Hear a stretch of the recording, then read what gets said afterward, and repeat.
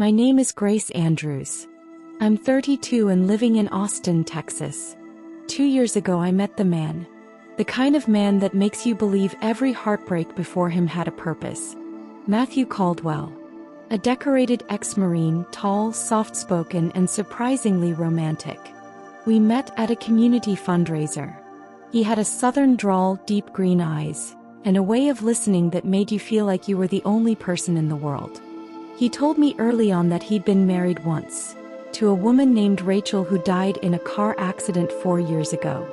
He didn't go into much detail, just said she had been the love of his life and her death broke him.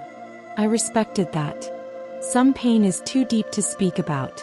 When he proposed a year later, I said yes without hesitation. I felt safe. And when I found out I was pregnant 5 months into our marriage, we both cried. Life felt perfect. Too perfect. I was 7 months pregnant when we threw the baby shower. It was Pinterest-level cute. White and pink balloons, a welcome baby Chloe banner, cupcakes, photo booths, matching outfits. It was magical. His mom flew in from Alabama. My best friend Ashley coordinated everything. We had a gift table piled up like Christmas morning. We were about to cut the cake when I noticed a woman I didn't recognize. She stood in the corner, sunglasses on, wearing black jeans and a plain gray top. Not smiling. Not clapping. Just watching me. I smiled awkwardly and asked, "Hey, are you with the caterers?" She took off her sunglasses and said calmly but coldly, "No, I'm his wife. And I need to know what the hell is going on." The room went silent. I thought it was a prank. Matthew turned white.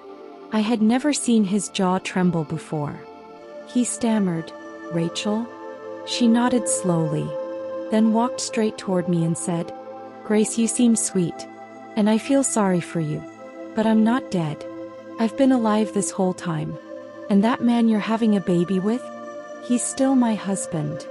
I laughed, nervously. "What are you talking about?" "Rachel died in a car accident." He cut me off. "No, I didn't. He told you that. He left my ID in a wrecked car with a body that couldn't be identified. The authorities assumed it was me.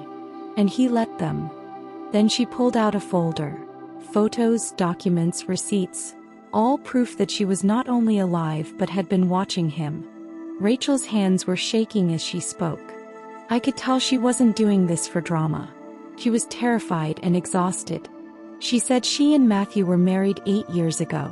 In the beginning he was charming just like I knew him. But then things changed. He started controlling her. He convinced her to quit her job. He isolated her from friends. Took over her finances. Then came the emotional manipulation. Then the bruises. One day he nearly choked her unconscious during a fight over money. She fled to a women's shelter out of state. A month later she saw the news. Body found in burned car identified as Rachel Caldwell. She tried to call the police but had no ID. She had nothing. No money. No phone. She panicked and disappeared again. She stayed hidden in Arizona for years. But she never forgot him. "I never stopped watching," she said. "When I saw the wedding pictures with you, I knew I had to stop him." I looked at Matthew. He couldn't meet my eyes. "Is this true?" I whispered. "Did you fake your ex-wife's death?" He finally spoke. "She's crazy. She left me. She ruined everything. I didn't fake anything." But Rachel already had screenshots of texts between them from just last year. Him begging her not to ruin what he rebuilt. He offered her hush money. He threatened to hurt her dog if she came back. I stepped back, clutching my belly. "You lied about being a widower," I said. "You married me knowing she was alive." His silence said everything. The next day I filed for annulment. Turns out our marriage wasn't legal, because Matthew was still married to Rachel. I pressed charges. Rachel did too. The police dug deeper and found he'd committed insurance fraud after her death, collected $200,000 from her policy, and forged her death certificate. The DA added bigamy, fraud, and falsification of records to the charges. He's now awaiting trial. I gave birth to a healthy baby girl, Chloe Grace. I'm raising her on my own with help from my mom and Rachel. Yes, that Rachel. She and I formed an unexpected bond. She wasn't a ghost from my past. She was the light that saved my future.